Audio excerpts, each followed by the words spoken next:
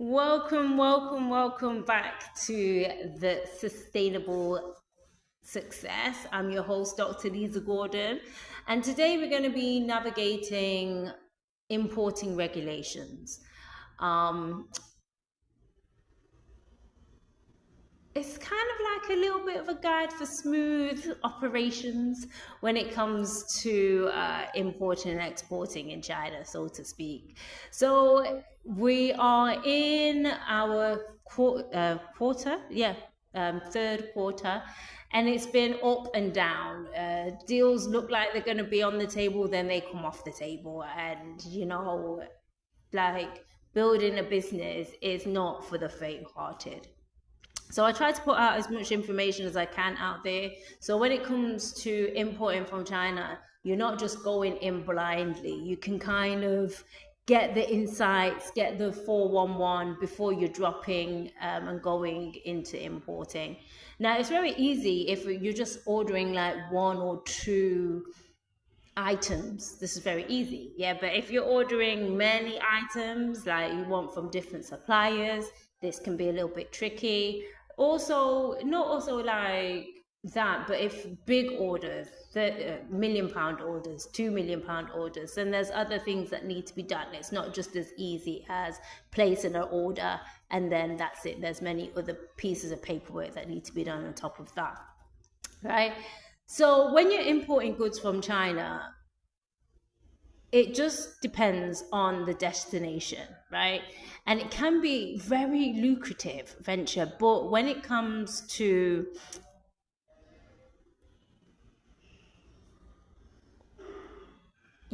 so it can be a very lucrative area, but when it comes to, it does come with a lot of challenges. I'm not gonna I'm not gonna lie.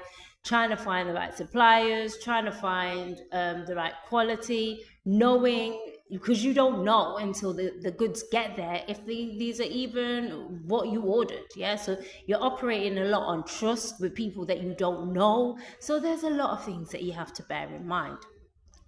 Most importantly is understanding and adhering to the importing regulations. That is crucial for ensuring compliance and smooth operation. So today in this podcast, we're going to dive into the intricacies of importing regulations, and I want to provide you with some valuable tips on how I've learned how to navigate importing and exporting effectively, and how I've implemented some of those things into the business. So understanding the import regulations, that is 101. Now, normally anything goes in China. I know I probably shouldn't even be saying this, but even the copies, yeah? So anything we can get in China, but what you always have to remember is that the countries that you are exporting to, right? So for example, some countries are very strict when it comes to the whole copies being imported into that country, right? So I'll give you a story of one of my friends that was sent some bags. I think it was to Jamaica. I want to say to Jamaica, but he sent some bags, a sizable amount of bags for another person to sell in another place. And then everything went through China fine. And then when it got to customs on the other end, they were confiscated.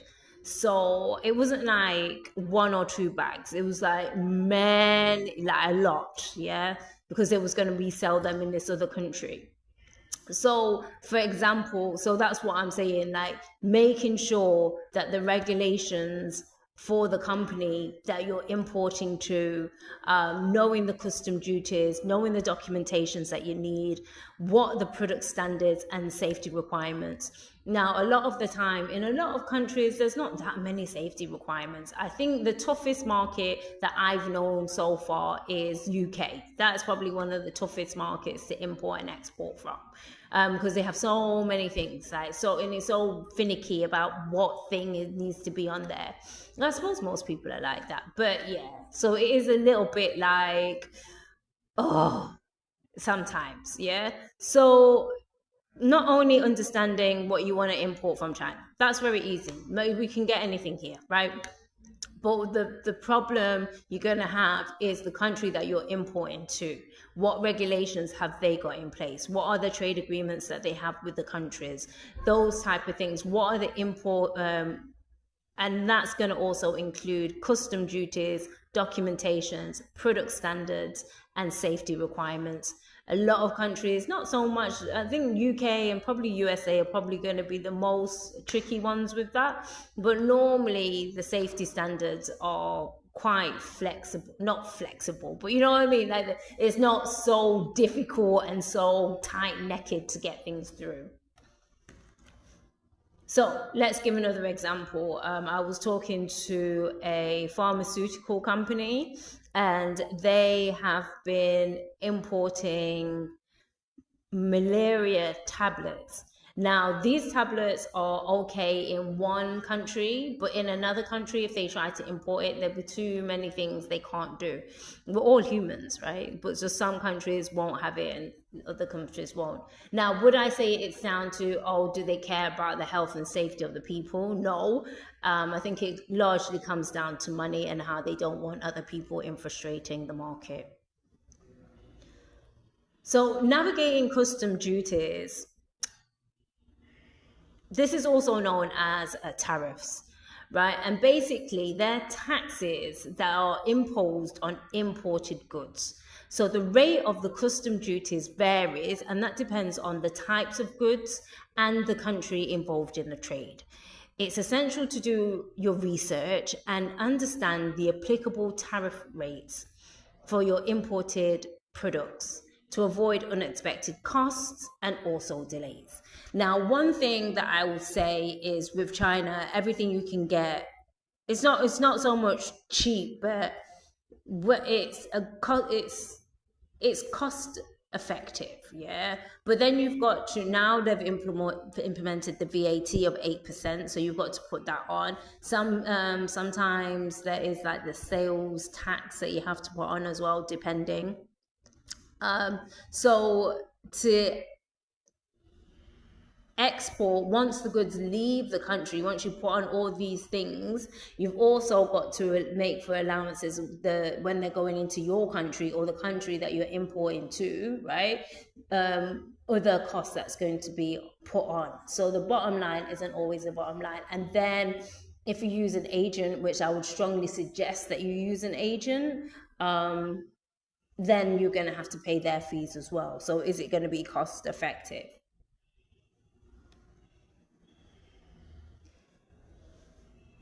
I go on about this all the time because it's so important. The proper documentation is crucial for smooth custom clearance and compliance in importing regulations.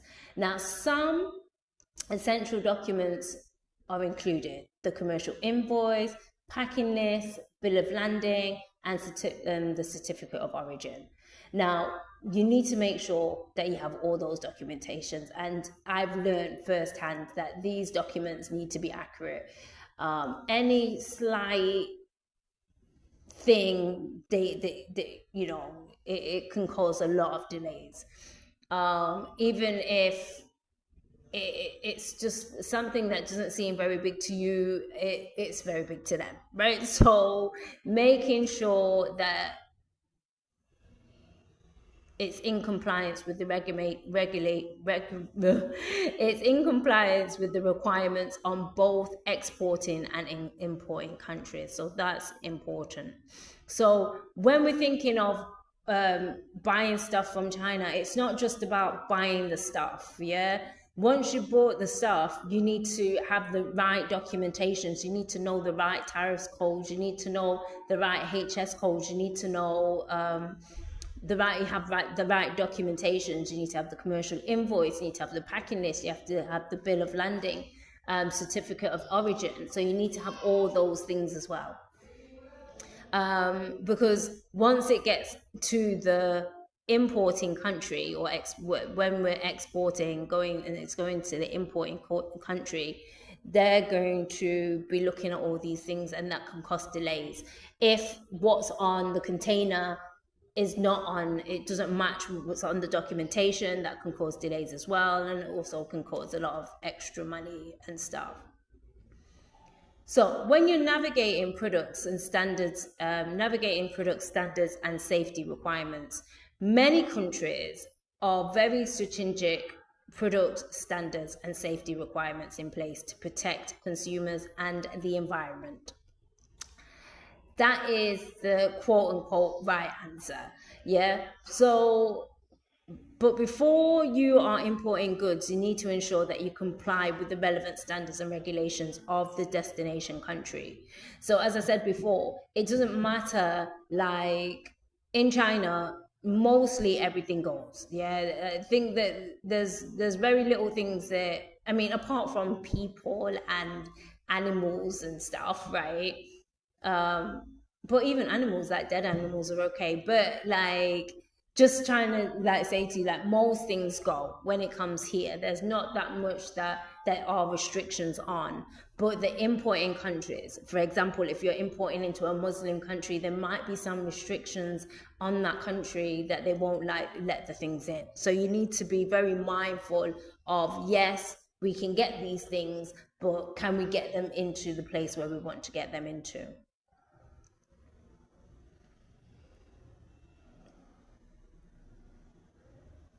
So again, I know I say it's all about money and this, that, and the other, but you do have to make sure that you comply with the relevant standards and safety regulations for the destination country. Otherwise, it's not going to get in. So there's certain things that you can do. This might involve obtaining product certifications, conducting lab tests, or providing documentations that demonstrate compliance. Those are the things that you can ask for. Tip for compliance and smooth operations. So first, conduct thorough research before initiating any imports, right? So what we do, and the easiest trick to do, is to team up with factories that know what they're talking about, and factories that are import and export all over the place, or freight forwarders as well. They will know, they will tell you like what can go into, obviously if you have a relationship with them, what can be imported into other countries and what can't. Yeah.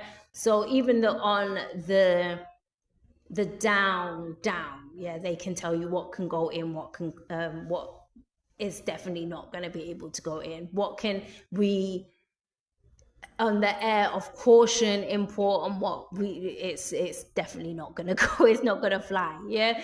So for us, as a business, we do a lot of research, we have a lot of relationships, and we make sure that the importing regulations of the destination country, that we understand the requirements and the procedures that are involved. Now, as I said before, seeking professional assistance, this can just cut down so much time. Yes, you want to read, yes, you want to save some money, yes, I can do it myself. But these people, they have special relationships. I can't go on about how relationships are important. They are impeccably important, right? So if you are not very familiar with the importing regulations or dealing with complex shipments, consider using a broker, freight forwarders, as I said before, legal experts that specialize in international trade. They can help out a lot. So maintain accurate records. Keep detailed records of all import-related transactions. This is including invoices, shipping documents, and correspondence with the supplier and customs authorities. This will facilitate with compliance audits and help resolve any issues that can arise when you're during the importing process. So, for example, you have to have everything.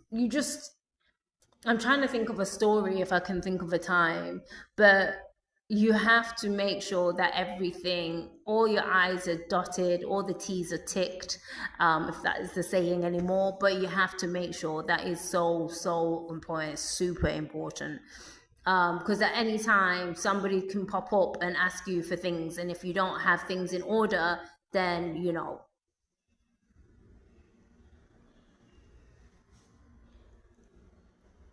importing regulations change a lot.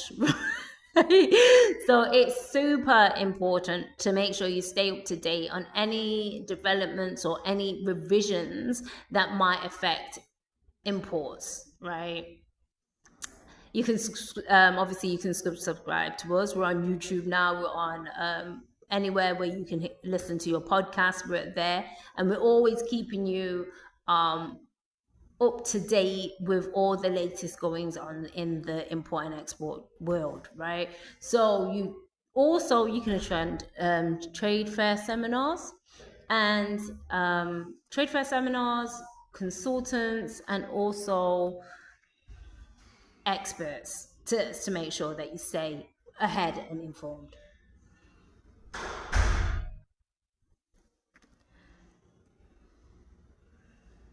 So that's all from me today. That's all I have from you. So navigating import regulations is essential for ensuring that you are compliant and that an operation runs smoothly. Now, there is a lot of things that can happen on the way when you're importing and exporting to different countries. Honestly, I can tell you like 1,000,001 things that can go wrong.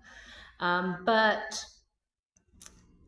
if you are organized and you have the right team, the operation is very smooth and you don't need to worry about too many things.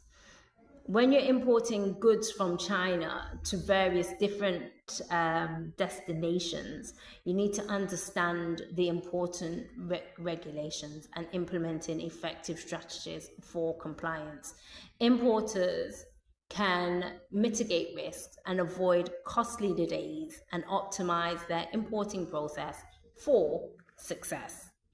So that is all I have from you today. I hope that it's been enlightening. I've been watching quite a lot of YouTubes, so they always say like and subscribe and share if the information you found was invaluable. And I will be back next week with more insider tips on importing and exporting from China. Until then, have a blessed week, and I will see you next week.